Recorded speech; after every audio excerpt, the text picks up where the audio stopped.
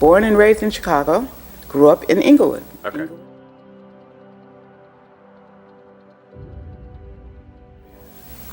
It is complex. I mean, it is no one thing versus the other. It is no one group versus the other. And I think if we look at it from the complexity that it is, and it is complex, which is why many people shy away from it, or at least attempt to, there is no one size fits all as we deal with the complex nature of it.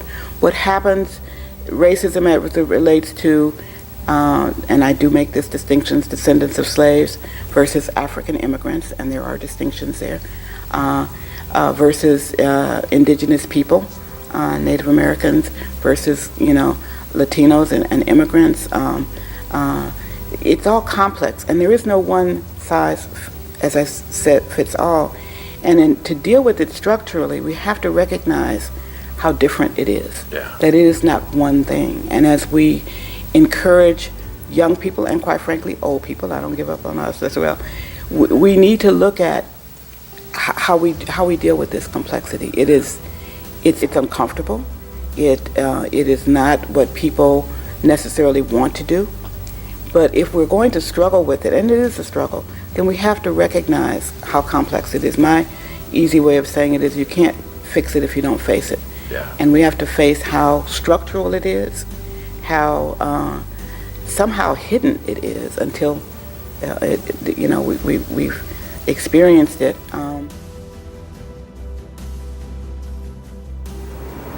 Well, I think that is a crucial piece. One person,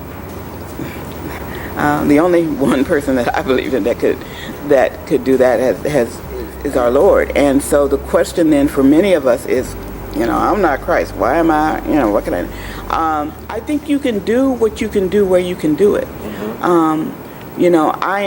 I'm not going to be a pastor, but I did as I could as a lawyer and as other professions. I did what I could where I could, and I think that's and what they used to say when I was growing up, each one teach one. And if you teach one other person or enable one other person, that may be all you can do. I mean, and that's what my pastor did. He did it more than I think he even had any idea he was doing it. But it was a one at a time. It was some group stuff, but sometimes it was just a one at a time sit down and say, let's talk about it. And sometimes that's all you can do, and that's all you need to do. I think this question on this issue of who can fix it, I think that's God. I think we are enabled to be God's helper in that. I think everything and nothing. Okay. It is a complex time. Again, we've had, from a political standpoint in this country, we've had some wonderful successes. And I want to, again, one of my relatives in the South he's passed along now, and I think two things he said to me, and being a know-it-all person that he knew I was, I poo-pooed him, and he was right as always. In the early 70s, and this was before I even got out of law school, he said, again, he got his degree from Tuskegee, and he said his biggest fear was that the norms of the South would become the norms of this country. And then he lived, I think he died a year after President Obama was inaugurated, and he said, we have every right to celebrate this short-term political reform, but not at the expense of long-term structural change. And once again, I said, there you go again, but he's right. I mean, and it's not about politics. In his mind, structural change is not about who you vote for. That's not the issue. The issue is who we care about, how we treat each other as human beings, the issue of seeing each other in an equal setting, and not being fearful of calling racism. It's a scary time in some ways, that some of the things that people like myself took for granted as in terms of, civil rights and race are in jeopardy. And it in some ways, I think Dr. King would be, on the one hand, elated, particularly with Chicago area when he came. I mean, the adopted home of the first African American president. On the other hand, I think he would be on his knees in tears.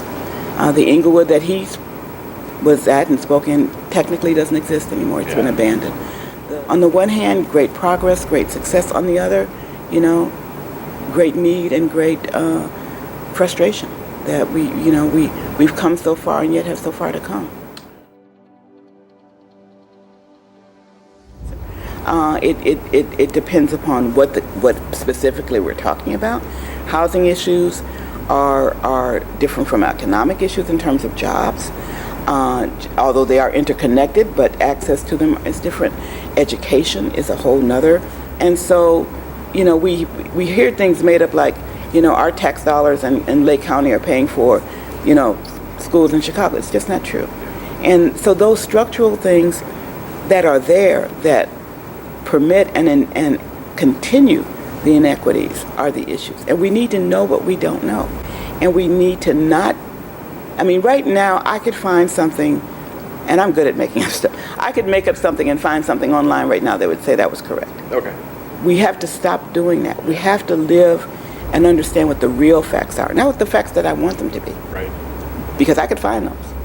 But we have to know now, and that's the challenge, I think, that wasn't there for me in the 60s and 70s, because the facts were the facts, whether I liked them or not. What now, there are 2, maybe 3 sets of what are called facts out there. And what we have to do now is discern the real truth behind them and deal with it, because it may not be what I want to hear. So then how do I find out the truth? And we have to have the patience for that. Yep. What I find now with technology is the lack of patience. I want my answer in 5 seconds, and that's it, and I'm on to the next one. Those 5-second answers may be the ones you need to worry about, particularly on complex issues. Non-complex issues, go for it. But complex societal issues, take the time and realize it will take time.